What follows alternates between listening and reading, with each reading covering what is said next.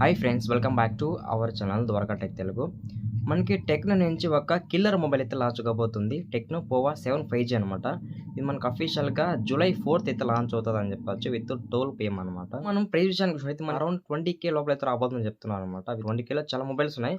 వాటితో కంపేర్ చేస్తుంటే ఈ మొబైల్ అయితే చాలా బెటర్ ఉన్నదనమాట. ఈ మొబైల్ కూడా చాలా హైలైట్స్ ఉన్నాయని చెప్పొచ్చనమాట. ఇది మనకి 7000 ఎంఏహెచ్ బ్యాటరీతో రాబోతుందని చెప్పొచ్చు. అలాగే 120 హెర్ట్జ్ వివిఐడి డిస్ప్లేతో రాబోతుందనమాట. IP64తో రాబోతుంది. అలాగే హీలియో G100 అల్టిమేట్ ప్రాసెసర్ మీద రాబోతుందనమాట. ఇవన్నీ కూడా మనకి హైలైట్స్ అని చెప్పొచ్చు. చాలా బాగున్నాయి అనమాట ఈ హైలైట్స్ ఫీచర్స్ ని కూడా. ఇంకా ఈ మొబైల్ సంబంధించిన ఫుల్ స్పెసిఫికేషన్స్ అన్ని కూడా మనం తెలుసుకుందాం. ఫైనల్ గా ఈ మొబైల్ వర్తా కాదా అండ్ హిట్ ఫ్లాప్ అనేది కూడా మీకు చెప్తాను అనమాట. ఎందుకంటే మనకి టెక్ మొబైల్స్ అన్ని కూడా కొంచెం బాగుంటాయి అనమాట. అండ్ కంటెంట్ వర్త్ అనిపిస్తే సబ్స్క్రైబ్ అన్నమాట. నేనైతే మీకు మంచి జెన్యూన్ కంటెంట్ ఇస్తూనే ఉంటాను. బట్ నా ఛానల్ కి ఎవరు సపోర్ట్ చేయడం లేదనమాట. ప్లీజ్ నా రిక్వెస్ట్ అనుకోండి. ఛానల్ కొత్తగా వచ్చినతో కూడా సబ్స్క్రైబ్ అవ్వండి గైస్. ఫస్ట్ మనకి మొబైల్ సంబంధించిన డిజైన్ అండ్ బిల్డ్ క్వాలిటీ అనుకుందాం. ఇది ఫ్రంట్ అయితే ఫ్లాట్ డిస్ప్లే ఉంటుంది. బ్యాక్ అయితే ప్లాస్టిక్ ఫినిష్ ఉంటుంది. సైడ్ కూడా ప్లాస్టిక్ ఫినిష్ ఉంటుంది. డ్యూయల్ స్టీరియో స్పీకర్ సపోర్ట్ ఉంది. డాల్బీ అట్మాస్ కూడా సపోర్ట్ చేస్తుంది అనమాట. యాక్చువల్గా మనకి ఈ సెగ్మెంట్ లో డాల్బీ అట్మాస్ చూడము, బట్ ఇందులో అయితే సపోర్ట్ చేస్తుంది. అలాగే హైరేస్ ఆడియో కూడా సపోర్ట్ చేస్తుంది అనమాట. మనకి సౌండ్ క్వాలిటీ అయితే చాలా బాగుంటుంది అనమాట. ఎందుకంటే ఇందులో డ్యూయల్ స్టీరియో స్పీకర్స్ ఉన్నాయి కాబట్టి sound quality too much better ఉంటుంది. అలాగే సైన్ బార్ ఫింగర్ ప్రింట్ సపోర్ట్ ఉంది.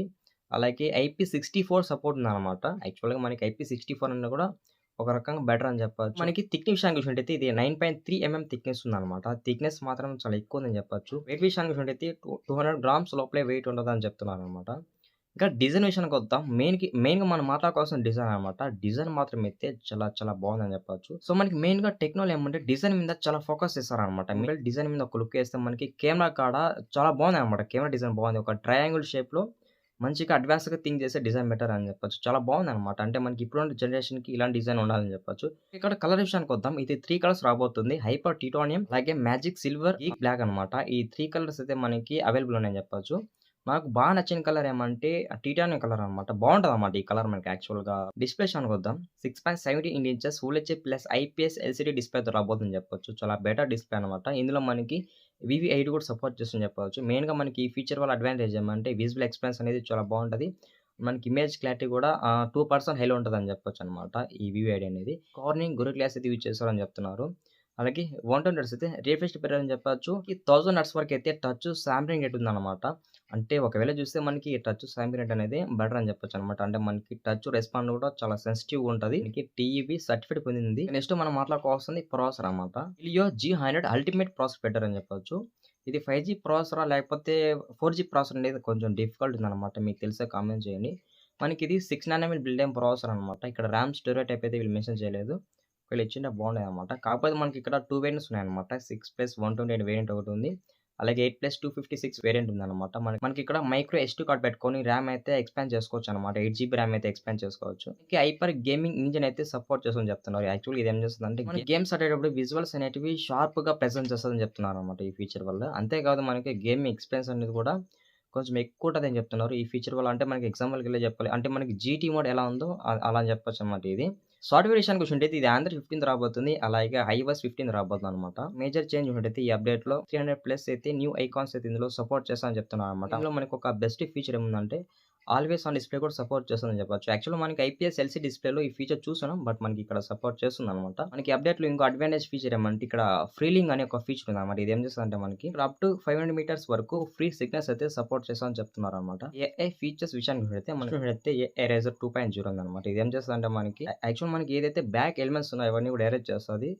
మన ఫోటోని అయితే హైలైట్ చేస్తుందని చెప్పొచ్చు. అలాగే నెక్స్ట్ ఏఐ ఫీచర్ చూసినట్టయితే ఏఐ నాయిస్ క్యాన్సిలేషన్ ఫీచర్ ఉందన్నమాట. ఇదే మనం ఎవరికైనా ఫోన్ చేసేటప్పుడు వాళ్ళతో మాట్లాడేటప్పుడు మనకి నాయిస్ క్యాన్సిలేషన్ చేస్తుందని చెప్పొచ్చు. అంటే వాళ్ళు ఏ ప్లేస్ నుంచి మాట్లాడినా గానీ మనకి నాయిస్ క్యాన్సిలేషన్ అయితే సపోర్ట్ చేస్తుందన్నమాట. అలాగే సర్చ్ కూడా ఫీచర్ సపోర్ట్ చేస్తుంది. నెక్స్ట్ ఏఐ ఫీచర్ చూసినట్టయితే ఆస్క్ ఎలా అనమాట. ఈ ఫీచర్ వల్ల అడ్వాంటేజ్ ఏమంటే అంటే మనం ఏమైనా ఒక క్వెషన్ ఫోటో తీసి పెట్టామనుకో దానికి సంబంధించిన రిలేటెడ్ ఇన్ఫర్మేషన్ అంతా కూడా మనకి ప్రెజెంట్ చేస్తుందని చెప్పొచ్చు అనమాట. చాలా బాగున్నాయని చెప్పొచ్చు అనమాట. ఏ ఫీచర్స్ విషయానికి చూసినట్టయితే ఇంకా మనం నెక్స్ట్ మాట్లాడుకోవాల్సింది కెమెరా అని చెప్పొచ్చు. ఇది డ్యూయల్ కెమెరా సెటప్ ఉంది. ఒక ఫ్లాష్ ఉందన్నమాట. కెమెరా డిజైన్ మాత్రం అయితే వేరే లెవెల్ అని చెప్పొచ్చు అనమాట. బుర్ర బద్దలే మాదిరిగా అయితే కెమెరా డిజైన్ అయితే వీళ్ళు పెట్టారు. యాక్చువల్లీ నేను ఎక్స్‌పెక్ట్ చేయలేదు ఈ కెమెరా డిజైన్ ఈ మొబైల్‌లో ఉంటదని. ఇక్కడ బ్యాక్ కెమెరా అయితే 108 ఎంపీ ఇచ్చారు. అలాగే సెకండరీ కెమెరా 2 ఎంపీ ఇచ్చారు. ఇది మ్యాక్రో కెమెరా. అలాగే ఫ్రంట్ అయితే 8 ఎంపీ ఇచ్చారని చెప్పొచ్చనమాట. మనకి మెయిన్ కెమెరా యూజ్ చేసుకొని కూడా మంచి ఫోటో తీసుకోవచ్చు. ఫోటోస్ క్వాలిటీ అయితే చాలా బాగుంటదని చెప్పొచ్చనమాట. ఎందుకంటే 188 ఎంపీ అంటే తక్కువ అంచనా వేయకూడదు.